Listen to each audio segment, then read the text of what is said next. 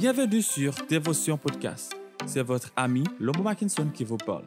Aujourd'hui, c'est notre premier épisode sur Dévotion avec Dieu.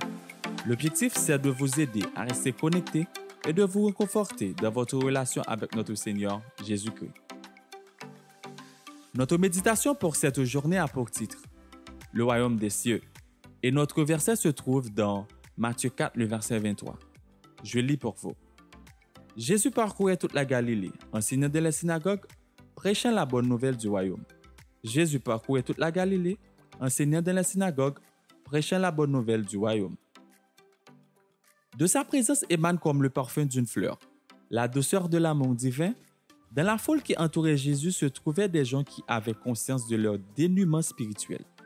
Se trouvaient aussi des prêtres qui, en présence de la pureté de Jésus, se découvrant malheureux, misérables, pauvres, aveugles et nus, soupiraient après la grâce de Dieu, source de salut pour tous les hommes. Les paroles de Jésus, ranimant l'espérance endormie dans ses âmes, leur faisaient comprendre que Dieu leur offrait le bonheur. Parlant des pauvres en esprit, Jésus déclare que le royaume des cieux leur appartient.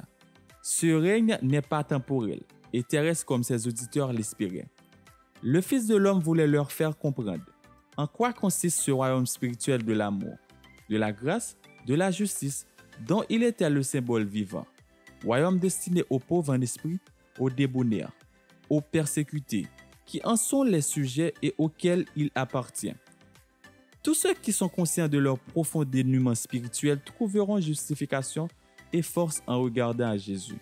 Il nous invite à échanger notre misère contre les richesses de sa grâce.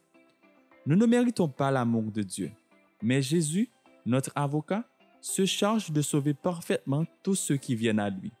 Si sombre qu'ait pu être notre passé, si décourageant que soit le présent, si nous nous approchons de Jésus tel que nous sommes, faibles, privés, de soutien ou désespérés, le Sauveur compatissant viendra au-devant de nous. Il nous entourera de ses bras avec amour pour nous présenter au Père, revêtu de son propre caractère comme d'un vêtement éclatant. C'était la méditation du jour.